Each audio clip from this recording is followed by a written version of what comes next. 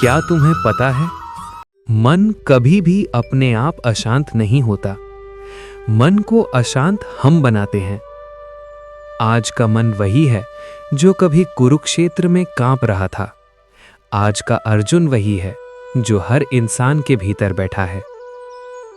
कभी करियर की चिंता में, कभी रिश्तों के बोझ में, कभी भविष्य के डर में और कभी अतीत के पछतावे में।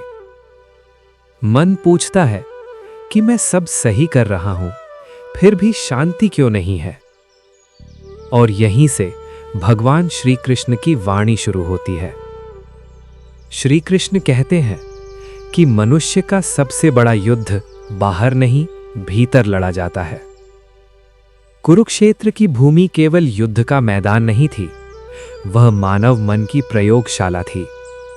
जहां अर्जुन के हाथ कांप रहे थे, धनुष नीचे गिर चुका था और मन कह रहा था कि मैं ये नहीं कर सकता। आज भी वही हो रहा है। तुम काम पर जाते हो, घर चलाते हो, जिम्मेदारियां निभाते हो, लेकिन भीतर से टूटे हुए हो।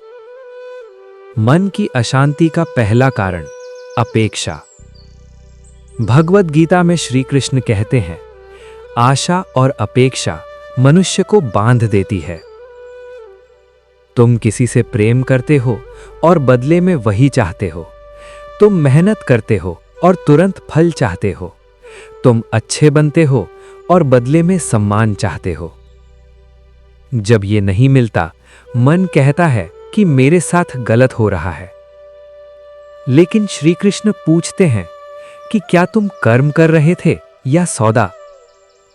मन तभी शांत होता है जब कर्म पूजा बन जाए और परिणाम प्रसाद। आज का मन क्यों थका हुआ है? क्योंकि आज का मन हर समय कहीं और होता है। खाना खाते समय मोबाइल में, काम करते समय भविष्य में, आराम करते समय अपराध बोध में। मन वर्तमान में रहना भूल गया है। गीता का पहला उपचार यही है, योगः कर्मसु कौशलम। योग का अर्थ केवल ध्यान नहीं, योग का अर्थ है जो कर रहे हो वहीं पूरा होना। श्री कृष्ण का मौन रहस्य। क्या तुमने कभी ध्यान दिया है, श्री कृष्ण हर प्रश्न का उत्तर नहीं देते। कभी कभी वे मुस्कुराते हैं, कभी कभी मौन रहते हैं। क्यों? क्योंकि हर प्रश्न बुद्धि से नहीं, अनुभव से सुलझता है। मन अशांत इसलिए है क्योंकि तुम हर चीज का उत्तर बाहर खोजते हो, लेकिन शांति भीतर बैठी प्रतीक्षा कर रही है। भय, मन का सबसे बड़ा शत्रु। श्री कृष्ण कहते हैं, भय अज्ञान से जन्म लेता है।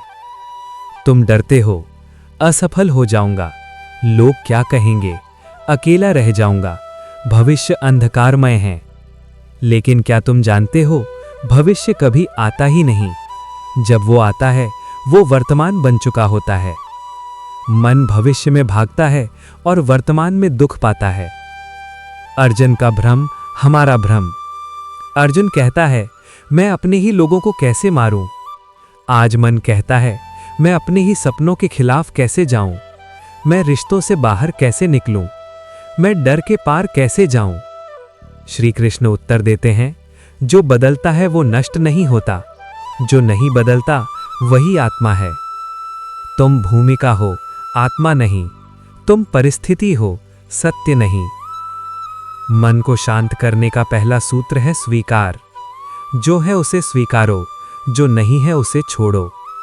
जब अर्जुन ने स्वीकार किया कि वो भ्रमित है, तभी गीता का जन्म हुआ।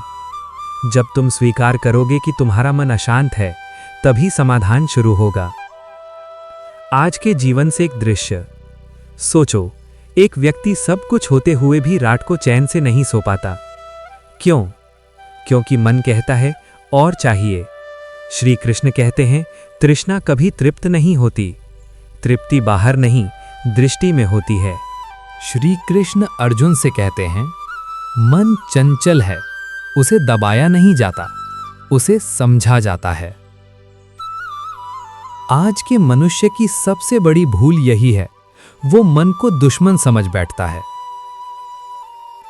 कोई कहता है मन को मार दो, कोई कहता है इच्छाएं छोड़ दो, कोई कहता है सब त्याग दो। लेकिन श्री कृष्ण कहते हैं, मन तुम्हारा शत्रु नहीं, मन तुम्हारा सेवक है, बस तुमने उसे गलत दिशा दे दी है। मन को बांधने से नहीं, साधने से शांति मिलती है। अर्जुन भी यही कहता है, हे कृष्ण, मन को नियंत्रित करना वायु को बांधने जैसा कठिन है। श्री कृष्ण मुस्कुराते हैं और कहते हैं, अभ्यासेन तु कौन्तेय वैराग्येन च गृह्यते। अर्थात अभ्यास और वैराग्य से मन वश में आता है। लेकिन आज लोग इस श्लोक को गलत समझते हैं। अभ्यास का अर्थ क्या है? अभ्यास का अर्थ जंगल में जाकर बैठ जाना नहीं है।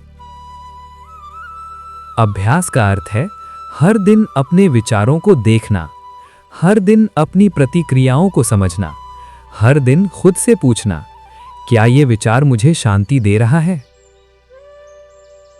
मन को बदलने का पहला कदम है साक्षी बनना। जब तुम अपने क्रोध को देख लेते हो, वो आधा समाप्त हो जाता है। जब तुम अपने डर को पहचान लेते हो, वो कमजोर हो जाता है।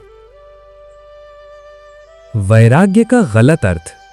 वैराग्य का अर्थ सब छोड़ देना नहीं है। वैराग्य का अर्थ है आसक्ति छोड़ देना। तुम काम करो लेकिन परिणाम से चिपको मत। तुम प्रेम करो लेकिन अधिकार मत जमाओ। तुम सपने देखो लेकिन खुद को मत खो दो। श्री कृष्ण कहते हैं, आसक्ति ही दुख का कारण है, कर्म नहीं। आज का मन क्यों टूट जाता है? क्योंकि आज का मन हर चीज को अपनी पहचान बना लेता है। नौकरी चली गई, मैं खत्म हो गया। रिश्ता टूटा, मैं अधूरा हूं। असफलता मिली, मैं बेकार हूं। लेकिन श्री कृष्ण कहते हैं, तुम भूमिका हो, पात्र नहीं। आज तुम कुछ हो, कल कुछ और हो जाओगे। जो बदल रहा है वो तुम नहीं हो। मन को शांत करने का दूसरा सूत्र, दूरी। हर विचार पर प्रतिक्रिया मत दो, हर भावना को सच मत मानो। मन एक नदी की तरह है। अगर तुम हर लहर में कूदोगे तो डूब जाओगे, लेकिन अगर किनारे खड़े रहोगे तो नदी खुद बह जाएगी। ध्यान क्यों कठिन लगता है? क्योंकि लोग ध्यान को एक कार्य समझ लेते हैं। श्री कृष्ण कहते हैं, ध्यान करना नहीं पड़ता, ध्यान में आया जाता है। जब तुम जबरदस्ती चुप बैठते हो, मन और शोर करता है। लेकिन जब तुम स्वाभाविक रूप से अपने भीतर उतरते हो, मन खुद शांत हो जाता है। ध्यान का सरल मार्ग। चलते समय अपने कदम महसूस करो, खाते समय स्वाद महसूस करो, बोलते समय शब्दों का वजन समझो, सुनते समय बीच में मत सोचो। यही ध्यान है। आज की भाग दौड़ और गीता। आज का इंसान दिन भर दौड़ता है लेकिन पहुंचता कहीं नहीं। क्यों? क्योंकि दिशा नहीं है। श्री कृष्ण कहते हैं, जिसे लक्ष्य क्या ज्ञान नहीं, उसकी गति व्यर्थ है। तुम पूछते हो मेरा लक्ष्य क्या है? उत्तर सरल है, शांति। कर्मयोग मन की औषधि। कर्मयोग का अर्थ है काम को बोझ नहीं, सेवा बनाना। जब तुम काम को पूजा बनाते हो, मन हल्का हो जाता है। आज लोग पूछते हैं, काम में मन नहीं लगता। श्री कृष्ण उत्तर देते हैं, क्योंकि तुम काम से केवल परिणाम चाहते हो, समर्पण नहीं। अहंकार मन की सबसे गहरी गांठ है। अहंकार कहता है, मैं सही हूं, मैं जानता हूं, मेरे साथ ऐसा क्यों?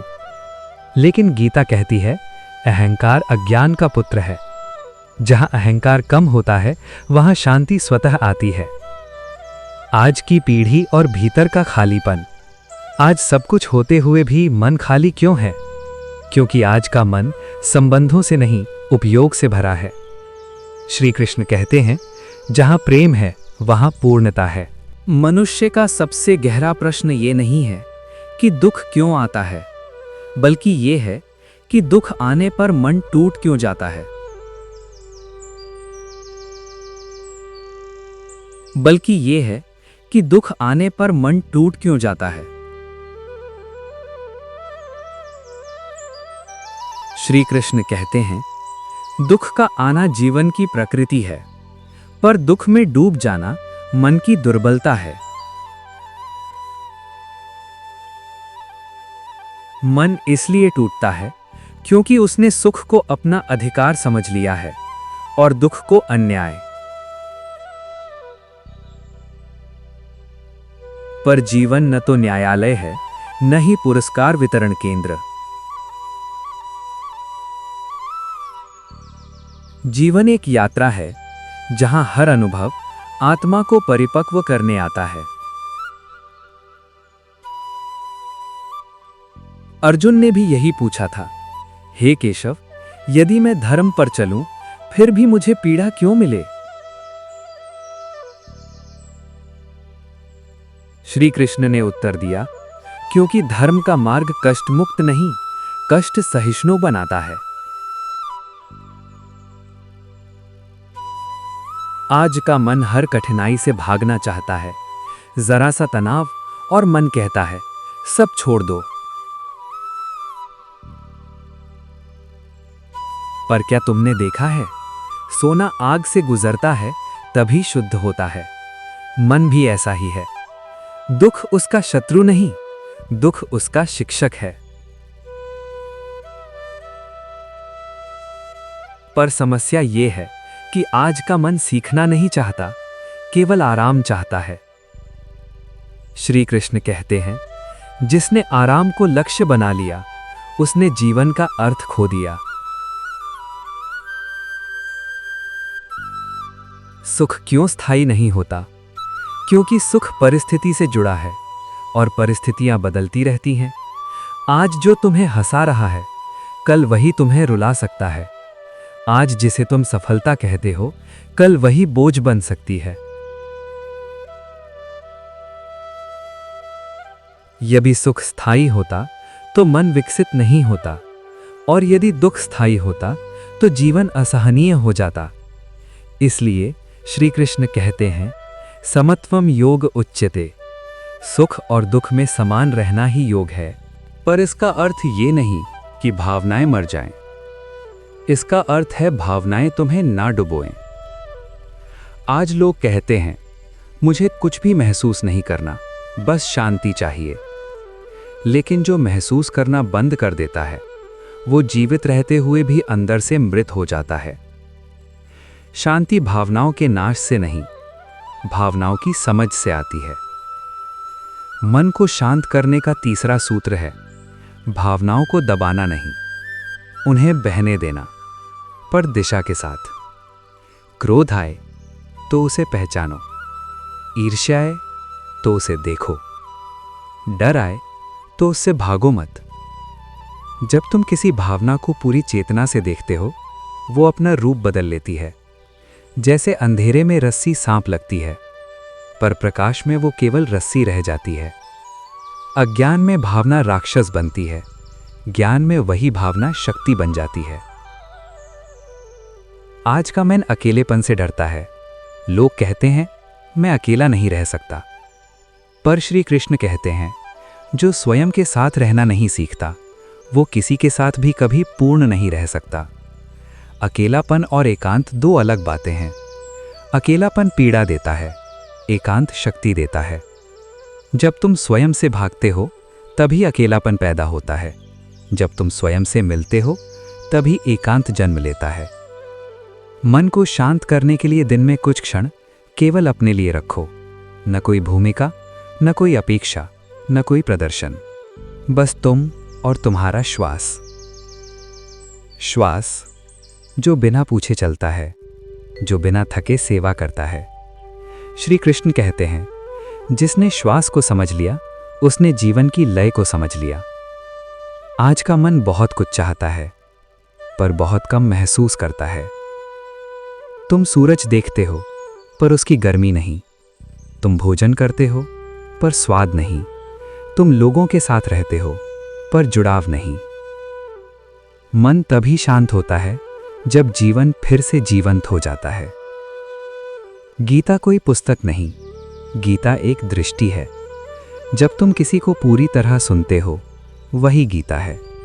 जब तुम बिना अपेक्षा किसी की सहायता करते हो, वही गीता है। जब तुम अपने भीतर उठते लोभ को पहचानते हो, फिर भी विवेक चुनते हो, वही गीता है।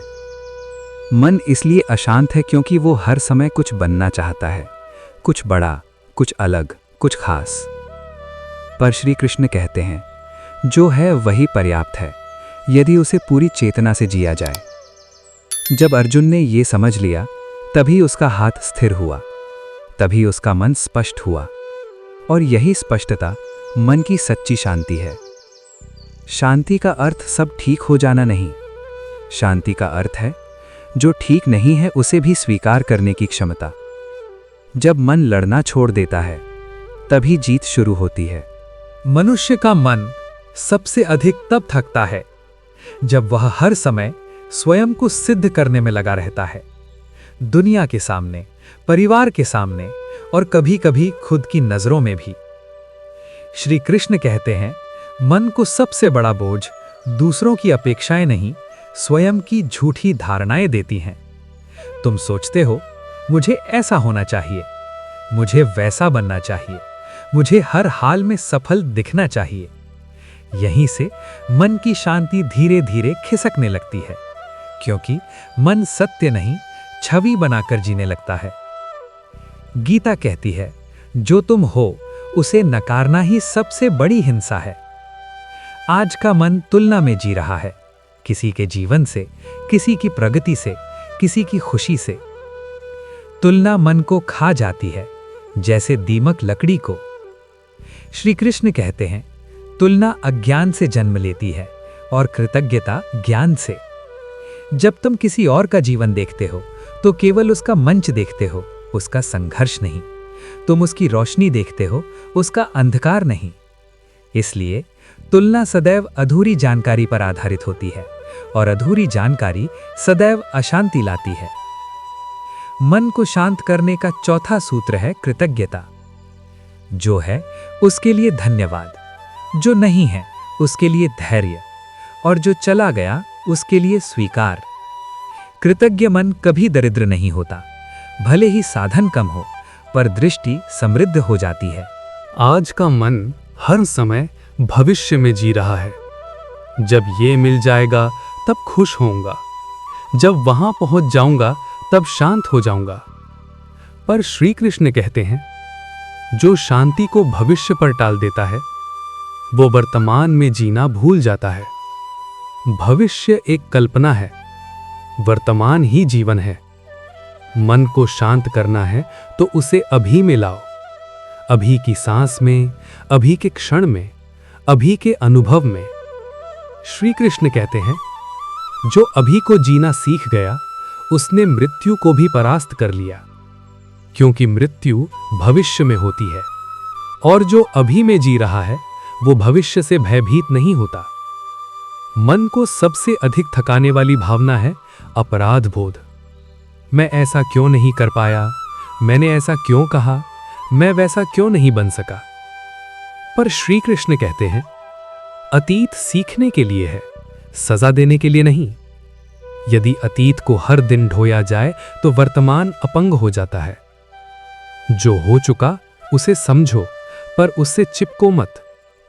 मन को शांत करने का पांचवां सूत्र है क्षमा।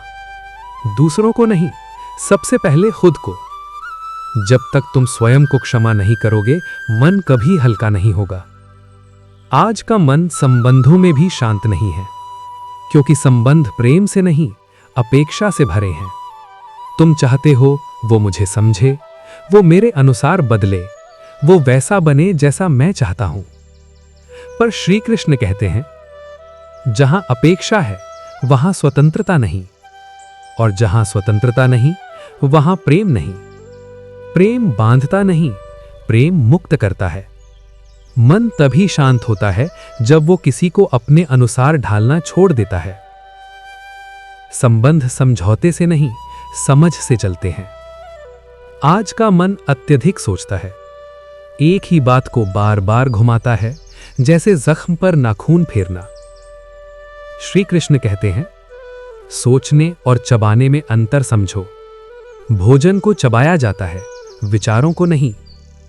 जो विचार बार बार पीड़ा दे, उसे छोड़ देना ही बुद्धिमानी है। मन को शांत करने का छठा सूत्र है सीमाएं। हर विचार को अपने भीतर प्रवेश मत दो। जैसे हर व्यक्ति तुम्हारे घर में बिना अनुमति नहीं आ सकता, वैसे ही हर विचार तुम्हारे मन में निवास न करे। तुम्हें यह अधिकार है कि तुम चुनो किसे स्थान देना है और किसे जाने देना है। श्री कृष्ण कहते हैं, मन का स्वामी बनो, उसका दास मत बनो। जब अर्जुन ने यह समझा, तभी उसका भ्रम धीरे धीरे गलने लगा। और जब भ्रम गलता है, तभी शांति का स्वरूप प्रकट होता है। शांति कोई अवस्था नहीं, शांति एक दृष्टि है जो जीवन को जैसा है वैसा देखने की साहस रखती है। और यही साहस मन को स्थिर बनाता है। मनुष्य का मन सबसे अधिक तब अशांत होता है जब वो नियंत्रण खोने से डरता है। हर चीज पर नियंत्रण, हर परिस्थिति पर अधिकार, हर परिणाम पर पकड़। लेकिन श्री कृष्ण कहते हैं, जिसे तुम नियंत्रित करना चाहते हो वही तुम्हें बांध लेता है। जीवन को मुट्ठी में कसकर पकड़ा नहीं जाता, जीवन को हथेली पर रखकर जिया जाता है।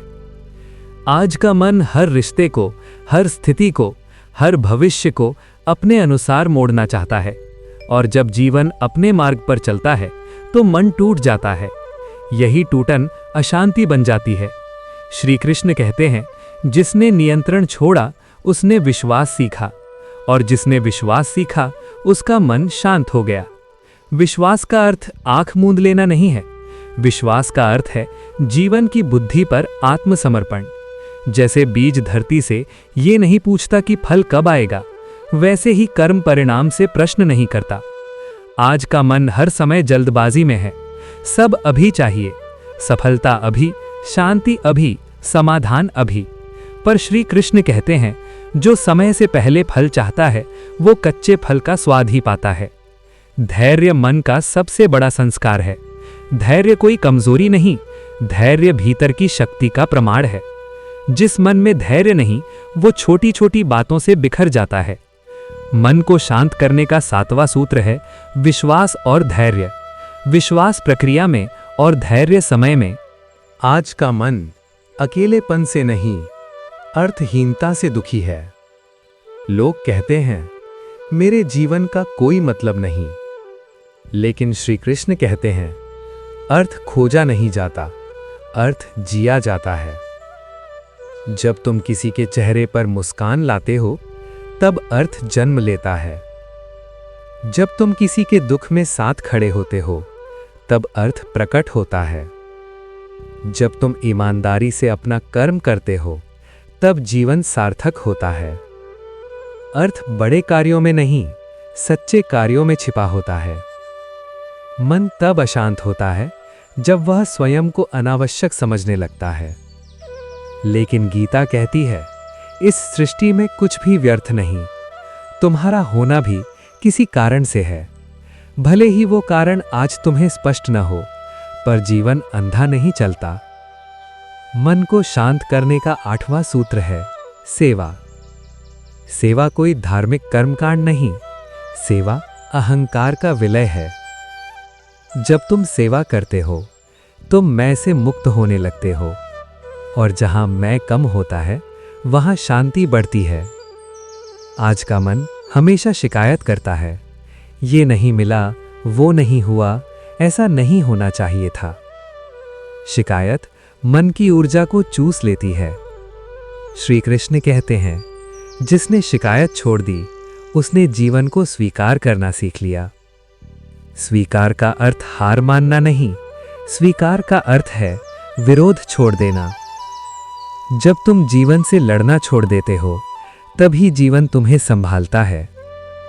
मन को सबसे अधिक परेशान करने वाली आदत है अपने मूल्य को दूसरों की राय से जोड़ना।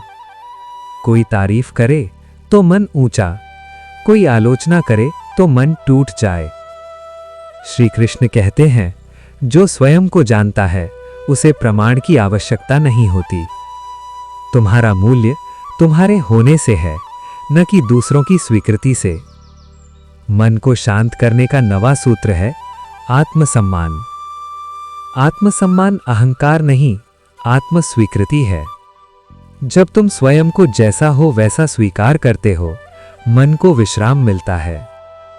आज का मन हर समय भाग रहा है, एक लक्ष्य से दूसरे लक्ष्य, एक चाह से दूसरी चाह। लेकिन श्री कृष्ण कहते हैं, भागता हुआ मन कभी शांत नहीं होता। मन को शांत करना है तो उसे ठहरना सिखाओ। हर दिन कुछ क्षण बिना किसी उद्देश्य के जियो। न कुछ पाना है, न कुछ बनना है, बस होना है।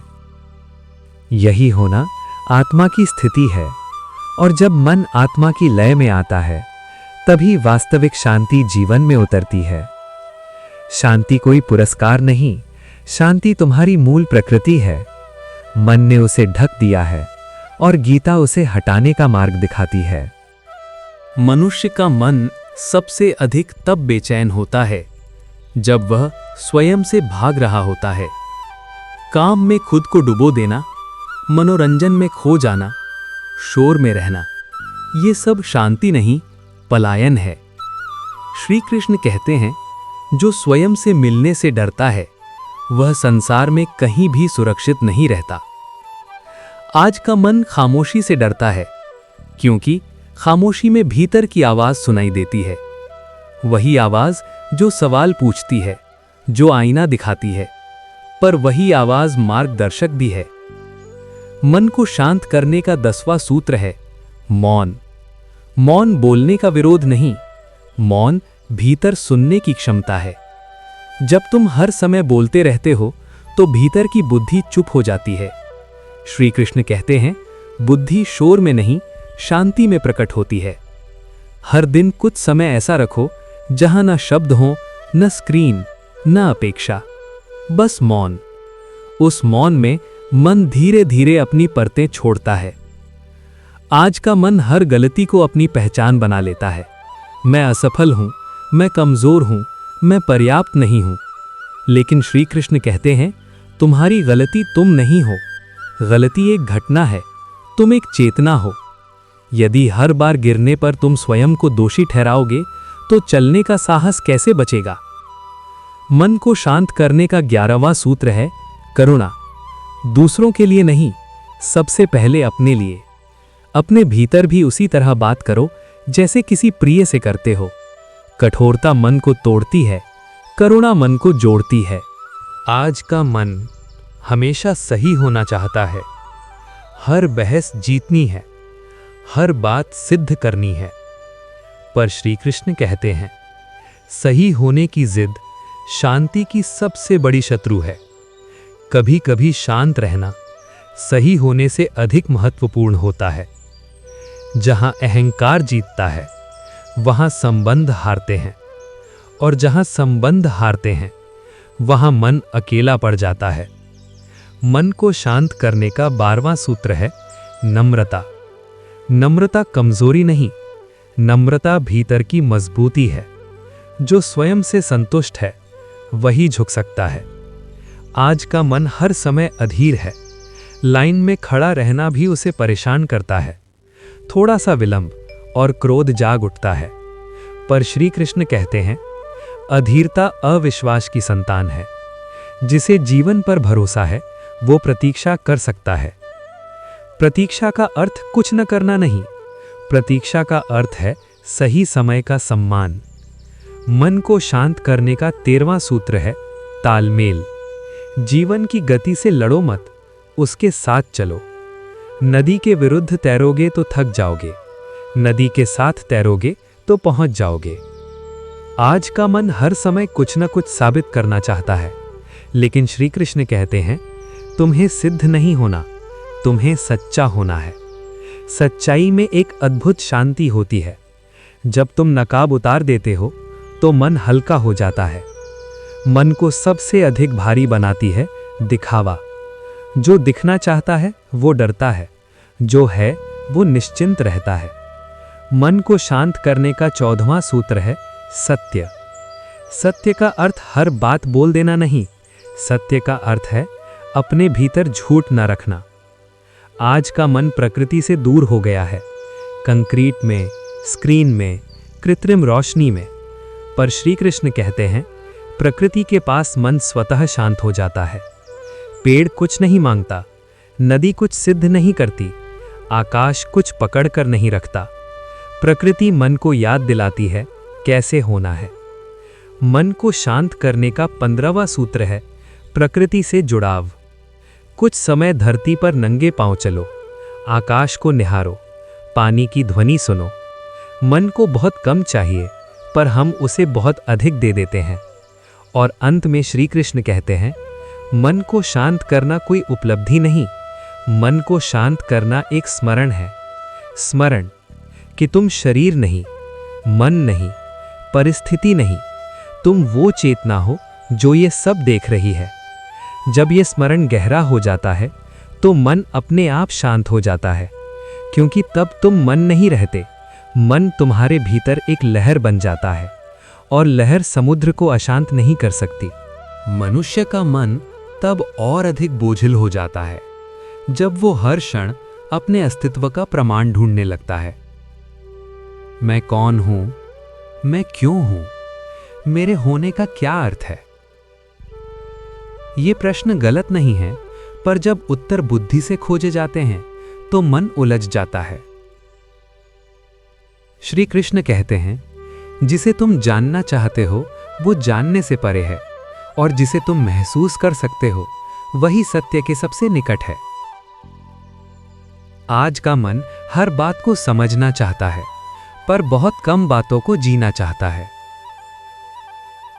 ज्ञान इकट्ठा करना आसान है, बोध में उतरना कठिन। मन को शांत करने का 16वां सूत्र है अनुभव। सिर्फ पढ़ो मत, जियो। सिर्फ सुनो मत, महसूस करो। जब तुम दुख में पूरी तरह उपस्थित रहते हो तो दुख तुम्हें तोड़ता नहीं, परिपक्व करता है। जब तुम सुख में पूरी तरह उपस्थित रहते हो तो सुख तुम्हें बांधता नहीं, कृतज्ञ बनाता है। अधूरा अनुभव मन को भ्रमित करता है, पूरा अनुभव मन को मुक्त करता है। आज का मन हर समय किसी सहारे की तलाश में है, कभी व्यक्ति में, कभी पद में, कभी धन में, कभी पहचान में। लेकिन श्री कृष्ण कहते हैं, जो सहारे पर टिका है वो गिरने से डरेगा। सच्ची निर्भयता भीतर के आधार से आती है। मन को शांत करने का 17वां सूत्र है आत्मनिर्भरता। आत्मनिर्भरता का अर्थ अकेले रहना नहीं, आत्मनिर्भरता का अर्थ है अपने भीतर टिक जाना। जब तुम भीतर टिक जाते हो तो बाहर के उतार चढ़ाव मन को हिला नहीं पाते। आज का मन सदैव विरोध में जीता है। यह गलत है, वह सही नहीं है, ऐसा नहीं होना चाहिए था। पर श्री कृष्ण कहते हैं, विरोध ऊर्जा को खंडित करता है, स्वीकृति ऊर्जा को एकत्र करती है। स्वीकृति का अर्थ सब ठीक मान लेना नहीं, स्वीकृति का अर्थ है जो है उससे लड़ना बंद करना। मन को शांत करने का 18वां सूत्र है अलड़ाई। जहां लड़ाई खत्म होती है वहीं स्पष्टता शुरू होती है। मन को शांत करने का 19वां सूत्र है वैराग्य नहीं, विवेक। किससे जुड़ना है, किससे दूरी रखनी है, कहां रुकना है, कहां छोड़ना है। विवेक मन का दीपक है। बिना विवेक के त्याग भी अहंकार बन जाता है। आज का मन हर समय असंतोष में जी रहा है। जो है वह कम लगता है, जो नहीं है वही ज्यादा चमकता है। पर श्री कृष्ण कहते हैं, असंतोष प्रगति का साधन हो सकता है, पर जीवन का आधार नहीं। मन को शांत करने का 20वां सूत्र है संतुलन। न बहुत चाहा, न बहुत विरक्ति। जैसे वीणा का तार न बहुत ढीला, न बहुत कसा हुआ, तभी संगीत निकलता है। आज का मन मृत्यु से डरता है, पर मृत्यु का डर असल में जीवन को न जी पाने का डर है। श्री कृष्ण कहते हैं, जिसने जीवन को पूरी चेतना से जी लिया वह मृत्यु से कभी भयभीत नहीं होता, क्योंकि उसने हर क्षण को पूरा किया है। मन को शांत करने का 21वां सूत्र है पूर्णता। हर दिन को अधूरा मत छोड़ो, हर भाव को दबाकर मत रखो। जो कहना है सच के साथ कहो, जो करना है समर्पण से करो। अधूरी बातें मन में शोर बनती हैं, पूर्णता मन में मौन लाती है। आज का मन हर समय किसी आदर्श के पीछे भागता है, पर श्री कृष्ण कहते हैं आदर्श बाहर नहीं भीतर होता है। तुम जैसे हो वैसे होकर भी सच के साथ रह सकते हो। मन को शांत करने का 22वां सूत्र है प्रामाणिकता। जो तुम नहीं हो वह बनने का अभिनय छोड़ दो। जब तुम स्वयं बन जाते हो, मन को कुछ साबित नहीं करना पड़ता, और जहां कुछ साबित नहीं करना होता वहां शांति स्वाभाविक हो जाती है। शांति को लाया नहीं जाता, शांति हटाई जाती है। जो शांति को ढक रहा है, डर, लालच, अहंकार, अज्ञान, जैसे जैसे ये हटते हैं वैसे वैसे शांति प्रकट होती है। और अंत में श्री कृष्ण कहते हैं मन की शांति कोई दूर का लक्ष्य नहीं, मन की शांति तुम्हारी निकटतम सच्चाई है। बस रुक कर उसे पहचान लेना है।